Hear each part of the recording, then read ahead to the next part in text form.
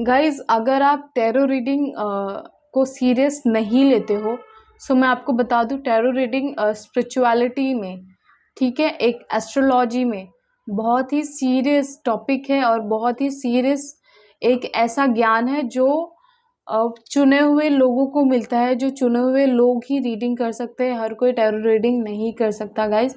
ये एक मिथ है, बिकॉज जब तक आपको एनर्जीज उसकी इजाज़त नहीं देते हैं, आप टैरो रीडिंग नहीं कर सकती, क्योंकि उसके जितने पॉजिटिव इम्पैक्ट्स होते हैं उससे कहीं ज़्यादा उसके नेगेटिव इम्पैक्ट्स होते हैं, जो कि टैरो रीडर्स को हमेशा झेलने पड़ते हैं। आपको सामने क्या हो रहा है वो चीज़ तो आपको अच्छी लगती है, बट उसके बाद बिहाइंड द सीन जो चीज़ें एक टैरो रीडर के साथ होती है वो नॉर्मल नहीं होती है। बट आप जब स्पिरिचुअलिटी में धीरे धीरे आगे बढ़ते हो, जब आप मेडिटेशन करते हो, तो आपका ऑरा स्ट्रांग होता है। फिर उसके बाद में आपको टैरो रीडिंग के दौरान अगर काइंड ऑफ नेगेटिविटी या आपको नेगेटिविटी फील हो रही है, या आपके हेल्थ में आपको ऐसा फील हो रहा है कि आपकी हेल्थ ख़राब लग रही है या कुछ चीज़ें, तब आप धीरे धीरे उससे हील करते हो। बट उसके लिए आपको मेडिटेशन करना बहुत ही ज़्यादा ज़रूरी होता है।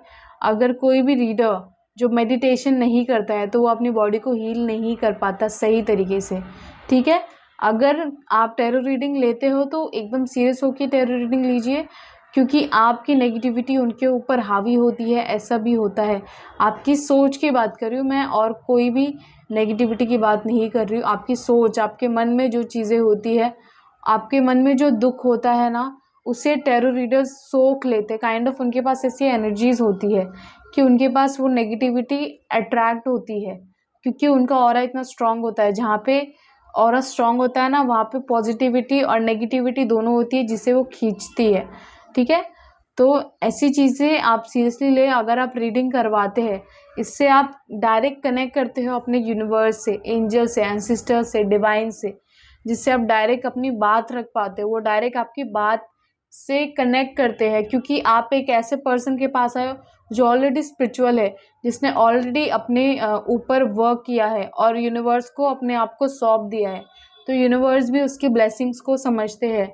आपको अगर मैं कोई ब्लेसिंग देती हूँ या कोई भी टैरो रीडर आपको ब्लेसिंग देता है कि आपकी जो लव लाइफ है वो हील हो जाएगी, आपका जो बिजनेस है वो बूम करेगा, या कुछ चीज़ें वो आपको प्रेडिक्शन में देते हैं और आपको ऐसा लगता है कि ये तो इम्पॉसिबल है, मेरा प्यार तो कभी सुधर नहीं सकता, मेरा काम तो कभी सुधर नहीं सकता, या मेरा काम तो इतना ऊपर जाएगा, ये तो मैंने सोचा नहीं था, मेरा इतना नाम होगा, मैं इतना बड़ा इंसान बनूंगा।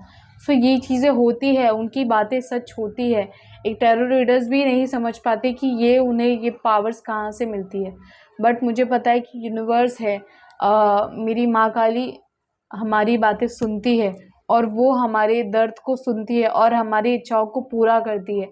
बट आप में एक इच्छा शक्ति जो होती है, जो सच्चाई, वो आपके अंदर होनी बहुत ज़्यादा ज़रूरी है।